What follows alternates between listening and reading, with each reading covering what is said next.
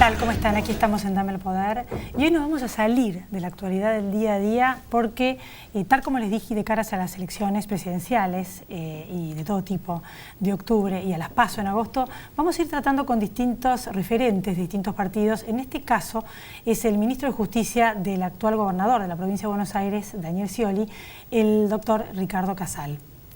Con él vamos a tratar distintos temas, desde una mirada, por un lado, como les digo yo siempre, desde doña Elizabeth, y desde una mirada también académica, para analizar los grandes temas de la Argentina. En caso, no solamente actualmente del cargo que ocupa, no se olviden que la provincia de Buenos Aires tiene el 40% del padrón electoral, tal como les decíamos el otro día con uno de los analistas políticos que estaba acá en este programa. Y ese es un dato no menor a la hora de las elecciones. Y también, en caso de llegar al poder, presidente Scioli, esa posibilidad existe, como ustedes saben. Y ¿qué va a pasar con la justicia en todos los temas que ella abarca? Porque por ahí a veces no le prestamos atención como a determinados temas como la educación, pero como ustedes saben, son las 4 funciones indelegables del Estado: salud, seguridad, justicia y educación. Esas son las 4 causas fundamentales por las cuales nosotros pagamos, por ejemplo, impuestos.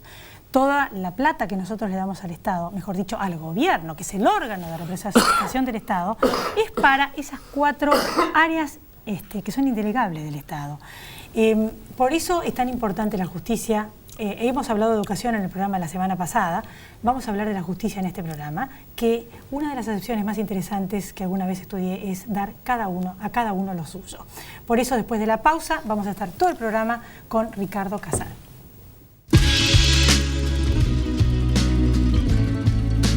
¿Quiénes deben vacunarse contra la gripe?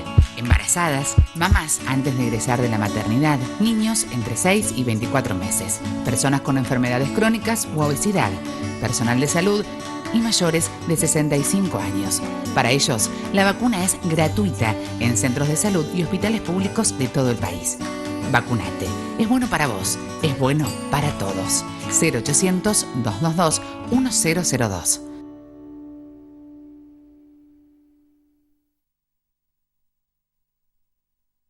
Grupo Petersen, desde 1920, construyendo el país. Alquilar se puede. Ahora la ciudad te da la garantía y un préstamo inicial para que vos y miles de personas puedan elegir dónde vivir. Informate en www.buenosaires.gov.ar/alquilar se puede. Buenos Aires Ciudad, en todo estás vos. Aquí estamos entonces en Dame el Poder con el doctor Ricardo Casal. Gracias por venir. ¿Qué tal? ¿Cómo le va? Muchas gracias por invitarme. Bueno, justamente estábamos hablando de todos los temas que a la gente les va a interesar en la cotidianidad de su vida. Una de las novedades es, como vieron en las películas, está acá ya implementado el juicio por jurados. Y este es una de las nuevas, diríamos, logros de esta era. ¿Nos puede contar un poco al respecto? Sí, en realidad la consistencia del juicio por jurado se adquiere a partir de un diagnóstico que hemos hecho con el gobernador sobre el alto porcentaje de opinión disvaliosa de la ciudadanía sobre la justicia.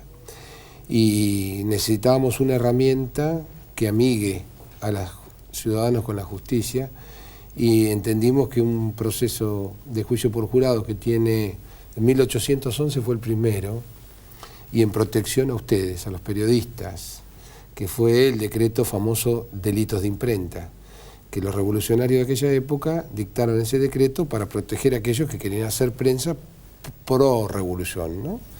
Así que lleva 200 y pico de años, y vimos la oportunidad histórica de hacerlo en la provincia, con esta finalidad y con la finalidad de transparentar un poco más la acción judicial. ¿Cómo eligen a la gente que se sienta ahí en el banquillo para se hace un sorteo anual por lotería, con los últimos 3 números del DNI, el documento de identidad, y se sortea a razón de una persona cada 1000 empadronados. Y así logramos 10.000 y pico, que son lo que el total el resultado del sorteo de todos los empadronados. De ahí se sacan del listado los que son abogados, escribanos, procuradores, titulares de culto, fuerzas armadas, fuerzas de seguridad, cargos políticos, y queda un padrón unificado, generalmente es un 10% menos, que se divide por cada departamento judicial. Una vez que está dividido por cada departamento judicial en razón del domicilio, se hace un padrón por departamento judicial. Y si hay un juicio, por ejemplo, en San Martín, se sortean de todo ese listado de San Martín 54. Y esos 54 van al filtro personalizado de juez, fiscal y defensor para que queden 12 titulares y 6 suplentes. Un procedimiento absolutamente transparente y ha funcionado ya en 12 juicios muy, pero muy bien. Lo que debe ser difícil, que es otro de los temas que yo quería tocar, es si llega a tocar algún tema de narcotráfico, ¿no? Porque justamente muchas veces hemos tocado en este programa el avance que ha tenido, y más allá de todo los intentos que ustedes están haciendo, y lo sabemos y lo vemos, para combatir el narcotráfico, es un tema muy delicado, que es difícil porque muchos jueces, el miedo, la plata que corre y el poder que tiene el narcotráfico, y cómo piensan manejarlo, Mire, ¿no? hay 3 delitos transnacionales que son armas ilegales, trata y drogas, que son los 3 delitos que son los que más millones y millones y miles de millones de dólares generan por año en todo el mundo. En el caso del narcotráfico, en nuestro país hay una estrategia que hay que profundizarla. Nosotros somos muy promotores de la desfederalización del narcotráfico, que es una ley que en la provincia está vigente. Comenzamos en Salta hace un año, y digo Salta porque Salta empezó hace un año con base 0 y hoy ya tiene 1.100 procesos de narcotráfico y 400 condenados a prisión, en base 0, con un año y pico de aplicación de la norma. Me parece que ese es el camino que hay que ir, de federalizar más el narcotráfico en el resto de las provincias y a la vez dotar de mayor cantidad de juzgados. Yo le doy un dato que le va a sonar, le va a provocar un poco más que de sorpresa. Jujuy, Salta, Formosa, Chaco, Misiones y Corrientes, todo el NOA y el NEA tienen apenas 10 juzgados federales. Con 10 juzgados federales no se puede trabajar contra el narcotráfico. Así que hay que duplicar o triplicar la cantidad de juzgados federales y estratégicamente en jurisdicciones. Misiones tiene la frontera más larga con Brasil y Paraguay, donde ingresa narcotráfico cruzando una canoa, y tiene un solo juzgado federal en Posadas. No puede. Cuando la justicia está lejos o la justicia es insuficiente, no hay justicia. Entonces me parece que esta es la estrategia, de federalizar para que haya más intervención y compromiso local, porque también a la política le interesa. Cuando un gobernador como Urtubey comienza el proceso de federalización, él mismo me dice que advierte cómo la ciudadanía cambia de opinión, porque el paco que le venden al chico en la puerta de la escuela no tiene intervención policial federal, porque es muy poca la cantidad de efectivos que hay y el juzgado federal está atosigado de causas. En cambio, la policía local y fiscales locales tienen mayor intervención. Bueno, él mismo me decía, la ministra de Justicia, Pamela Caletti, sorprendida en los primeros 6 meses de evaluación, que fui a visitarlo para verlo, el cambio de la opinión pública. Con más juzgados. Pero fíjese que es uno de los caballitos de batalla de muchos candidatos, porque la gente en general y cualquier madre de familia piensa, ya avanzó, llegó, está tomando territorios también en la provincia. ¿Y cómo van a hacer, si fuera presidente Scioli, usted que va a estar a su lado, para, diríamos, terminar de erradicar o prevenir y que este flagelo se detenga acá? Bueno, en primer lugar, por supuesto que no voy a hablar en nombre de Daniel Scioli, porque él va a tener su plataforma política y toda su base de trabajo, pero conociéndolo como lo conozco y como hemos trabajado, lo primero que va a hacer es integrar a todos los sectores municipales, provinciales y nacionales para un proceso de federalización absoluta del tratamiento del narcotráfico. Fundamental trabajar en los 3 niveles. Encapsular el narcotráfico en una cuestión especializada es, sin quererlo, por supuesto, es permitir el avance del narcotráfico. Cuando uno abre el juego e intervienen todos, organizaciones de la sociedad civil, policías locales, fiscales locales, jueces federales, fuerzas nacionales, la política, el Ministerio de Salud, cuando uno abre todo ese juego, la cosa cambia. Y además hay que profundizar, por supuesto, la especialización policial en el narcotráfico, hay que especializar el sistema de controles, hay que profundizar también el análisis de la ruta del dinero. Los americanos dicen follow the money, ellos, la DEA sigue el dinero, no sigue la droga.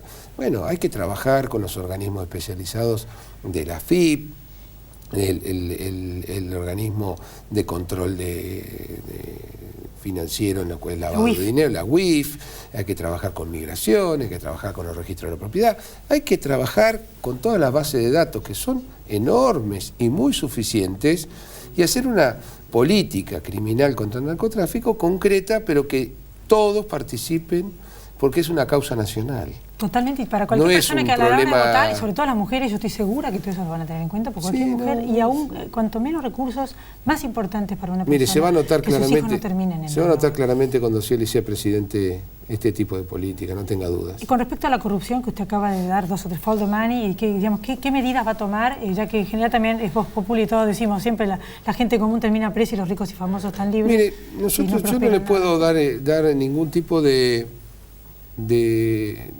explicación o de relato sobre la administración pública nacional, porque obviamente nosotros somos de la provincia. Cuando sean gobierno. ¿Cómo? Cuando sean Sí, gobierno. pero mire, fíjese, hoy estábamos hablando con la Corte en pleno, al mediodía con el gobernador, tuvimos una reunión protocolar muy atractiva, porque fueron 8 años de convivencia institucional respetuosa, ellos hicieron un discurso uno por uno de los jueces muy sentido en cuanto al respeto institucional.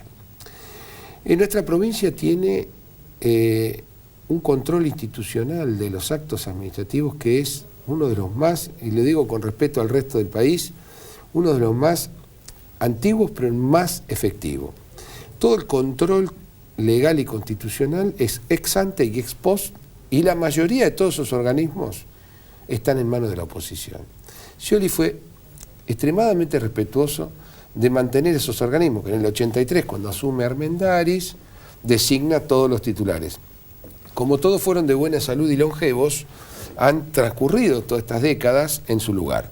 Hoy el tesorero general de la provincia, Amílcar Sufriategui, un dirigente radical histórico. Zelagoski, que falleció hace poco, dirigente radical, fiscal de Estado. Grinberg, presidente del Tribunal de Cuentas, radical. O sea, fíjese, y la Asesoría General de Gobierno la tiene Gustavo Ferrari, que es un hombre que no es de nuestro partido. O sea que fíjese qué esquema de convivencia institucional y política dentro de lo más sensible que tiene la administración, que es la administración de fondos. Todos los actos de administración de la provincia de Buenos Aires, sin excepción, tienen el control ex ante y ex post del sistema institucional. Y la provincia de Buenos Aires en estos 8 años ha funcionado sin dilación, sin demora administrativa, con inconvenientes financieros como tenemos todos, porque también hay que reconocer que a veces se nos complica un poquito, pero desde el punto de vista de transparencia de la gestión ha sido realmente extraordinario. Yo creo que ese modelo, como otros modelos, como hemos hecho reformas en justicia, son modelos de exportación, en el sentido, no, a ver, con modestia lo digo, no lo digo de modo inmodesto, sino porque funcionaron bien. Y si funcionan bien en la provincia de Buenos Aires, que usted sabe que no solo el 40% del padrón, sino que tiene el 40% de los problemas, si funciona bien ahí, fue funcionamiento del país. Yo me tengo que ir a la pausa, pero la verdad que le tengo que reconocer que no ha habido grandes escándalos en la provincia de Buenos Aires en estos últimos años de corrupción. Así que, bueno, lo escucho atentamente. Después de la pausa seguimos con estos temas.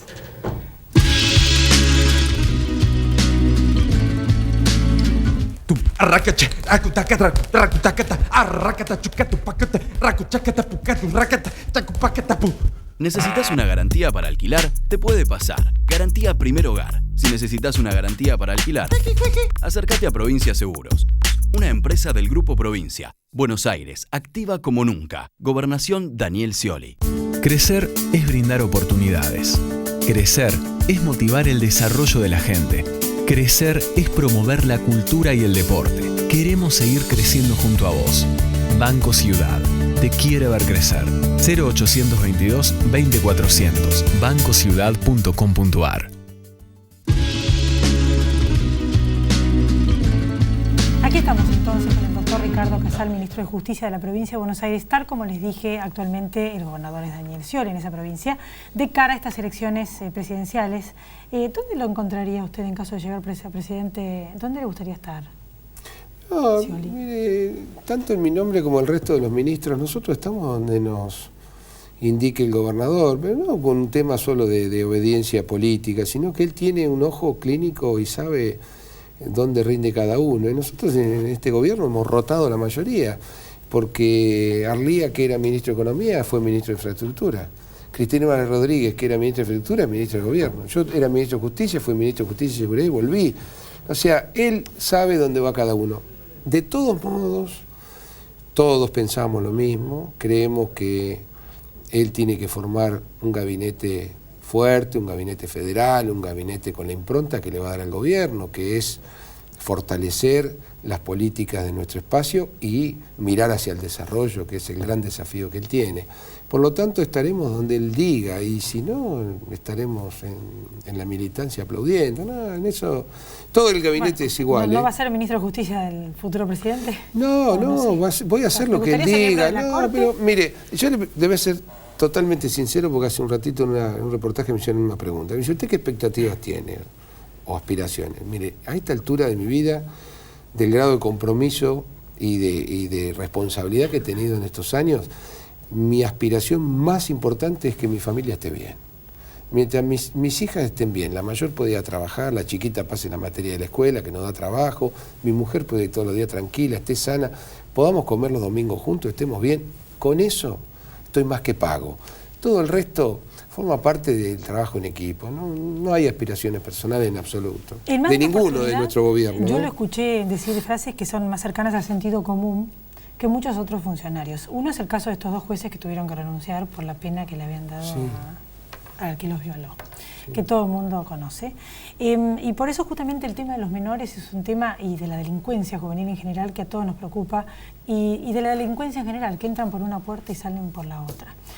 Y que evidentemente cualquier persona que tiene conocimientos de distintas áreas sabe que acá tiene que ver, no se puede criminalizar al pobre, pero que tiene que ver la pobreza, que tiene que ver lo social, que tiene que ver la falta de cultura para mí, de 3 generaciones que no trabajaron, que tiene que ver con las pocas posibilidades que tienen muchas veces muchos de estos chicos. Pero bueno, digamos, ¿cómo lo resolverían ustedes, ¿no? Porque la verdad que matan y entran por una puerta, salen por la otra, son chiquitos, pero son muy peligrosos y estamos viviendo situaciones muy, muy difíciles.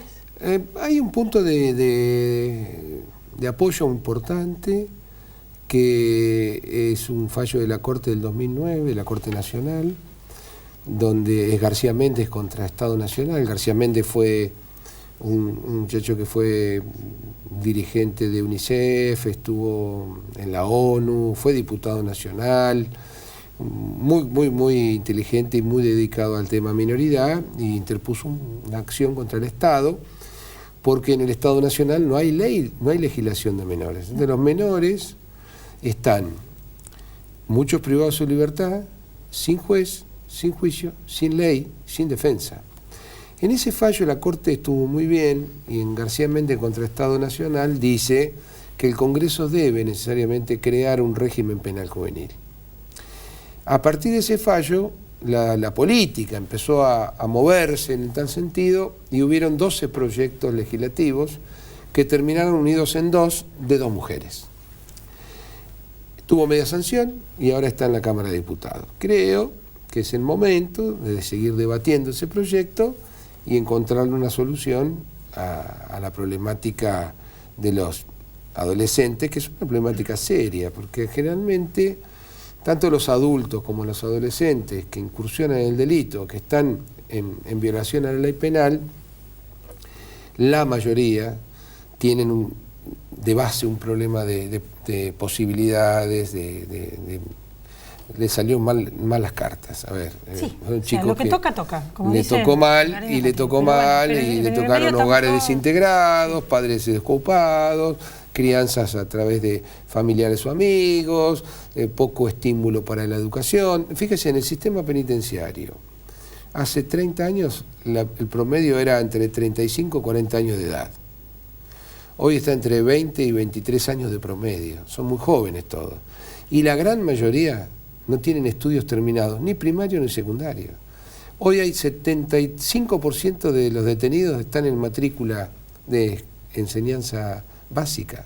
O sea, hay gente que no ha tenido oportunidad, por supuesto no justifica porque la ley se aplica, pero digo, En los menores pasa lo mismo, o sea, hay muchos chicos muy jovencitos, muy chicos, que no han tenido la suerte en la vida de nacer en un hogar que más o menos los contenga, y su derrotero ha sido triste y excluyente. Y en esa exclusión es difícil que las cosas salgan bien. Entonces hay que tener una mirada, yo creo que muy clara en cuanto a la tipificación penal, pero también muy abierta a la generosidad de espíritu de empezar a recomponer esta situación de los niños que como nacen en un lugar donde no eligieron nacer y les tocó una vida que no tampoco eligieron vivir. Esta es la verdad. Entonces, es un tema que hay que abordarlo profundamente e integralmente, ¿eh? Y con respecto al tema de la violencia contra las mujeres, violencia de género, que es un tema que lo hemos tocado. Yo di recién una charla en La Plata en el Senado, sí. Vengo de ahí. ¿Qué van a hacer? ¿Fiscalía, juzgados? Sí, nosotros tenemos la experiencia piloto en justicia, propusimos con la Corte, y la Corte estuvo, la Suprema Corte de la provincia, muy de acuerdo, crear pilotajes de juzgados de familia, transformarlos en juzgados de violencia familiar. Porque ¿qué pasaba? Los jueces de familia son civilistas, pero no tienen el manejo de una problemática, no diría moderna, pero sí más destapada que antes, donde la mujer ha perdido la vergüenza de decir mi marido me pega o me maltrata, cuando antes era una cuestión oculta que quedaba en las cuatro paredes. Y bueno, y hoy me tocó dar la charla y yo decía que me daba vergüenza de mi propio género, ser varón, y venir a discutir políticas contra la trata y la violencia de género, porque realmente somos nosotros los varones los que hemos generado una cultura de dominación y de sometimiento que únicamente se soluciona con una contracultura. Y le doy un dato. La ley que sancionó el femicidio el 12 de noviembre del 2012 fue una ley que hemos celebrado todos, porque realmente calificó el femicidio sin necesidad de tener un vínculo legal, sola convivencia o ser pareja. En el 2013 hubo más femicidios que nunca. ¿Qué quiere decir? Que si no hacemos una contracultura donde ponemos la igualdad de género como corresponde, el respeto a la mujer con la igualdad de derechos como cualquier ser humano, y trabajar fuertemente contra la trata, contra todas estas cuestiones que afectan a la ley, es cartón pintado. Es ley y nada más.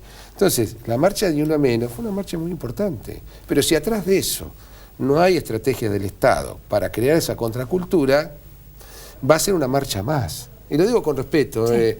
Quiero decir que sirve para concientizar a los que marchan, pero hay que hacer conciencia en otros lados, en las currículas educativas, en los institutos de formación, cuando la pareja va a contraer matrimonio, que piden el turno, le dan una charla, no le puede preguntar si niega venerias o niega veneria el viejo formulario, tiene que decir, haga un curso de esto. La esposa y el esposo son iguales, no hay diferencia. Bueno, todo esto... Una cuestión cultural. Es contracultural, porque culturalmente está instalado así, bajo un modelo occidental, donde el varón es el proveedor y la mujer la reproductora, y ese es el modelo que sabemos que se ha instalado de hace 2, 3 siglos. Sí, eso va a llevar bastante tiempo revertirlo. Mire, y varios temas más. Lleva tiempo en tanto y en cuanto no sea solamente un discurso. Si es realmente una acción directa y concreta, yo le garantizo que no va a ser tanto tiempo. Y el otro tema, ya para ir terminando, justamente de justicia, y yo acababa de decir que una de las definiciones más interesantes que escuché era de un profesor que tuve, que era dar a cada uno lo suyo. Es una percepción mía, me da la impresión de que hay algunas situaciones acá en la Argentina en los últimos años donde se hace más hincapié en los derechos y no en la contraparte de las obligaciones. Y me refiero a distintas situaciones, desde que no, por ejemplo, hay gente que podría estar trabajando y no trabaja y tiene un subsidio, no digo la que lo necesita, y que el que trabaja está viviendo a tener que trabajar y mantenerlo, o sea que está el derecho, pero no está el derecho al que trabaja. Como también en las cárceles, que por ejemplo que cobran un sueldo, y yo escucho a la gente pobre decir gana más el que está en la cárcel que yo. O sea, hay una situación donde por ahí están más afianzados los derechos, pero no la contracara de las obligaciones. ¿Me entiende lo que le quiero decir? Sí, o sea, sí. El vegano no solamente tiene que trabajar en por ejemplo, Sí, le digo sí, lo que le sí, dice sí. la gente común. Bueno. Páguenle 8.000 pesos, pero háganlo laburar porque gana más que un jubilado. O sea, en líneas generales en la sociedad está pasando esto. Bueno, y genera enojo. Y yo más le- que en la gente más de clase Sí, baja. puede ser, más sí, todavía. pero hay que discutirlo y conversarlo. Yo le contesto con otra frase. Sí. La igualdad ante la ley es la igualdad de los iguales en iguales circunstancias. Dicho por la Corte hace más de un siglo. ¿Qué quiere decir? Que las circunstancias de equiparación de derechos están en el contexto que se está discutiendo. No hay una igualdad de una persona privada de su libertad, condenada a 20 años de prisión, que alguien que está en libertad, que tiene trabajo. Son circunstancias totalmente distintas. Y el fin del trabajo remunerado, acá se dictó una sentencia sobre un sueldo, nosotros en la provincia tenemos lo que se llama el peculio, que es una tabla, y hemos organizado cooperativas de familiares para que administren el dinero, pero hay 400 proyectos productivos donde trabajan y aprenden. Pero el fin no es un fin económico laboral, el fin es un fin de integración, de inserción, de aprendizaje, de cambio sustantivo en lo que es resentimiento por arrepentimiento. Ese es el fin. Respecto a los subsidios, el subsidio no suple el trabajo, ni es la gracia de que se viva sin trabajar. El subsidio tiene su origen en un país explotado en el 2001, desintegrado socialmente, con una crisis enorme institucional, política y social y económica, donde no había nada que estuviera bien, y hubo que salir a reconstruir la malla social totalmente averiada de algún modo. Así avanza en 2003, 2004, todos estos procesos de jefas y jefes, toda asignación y todo.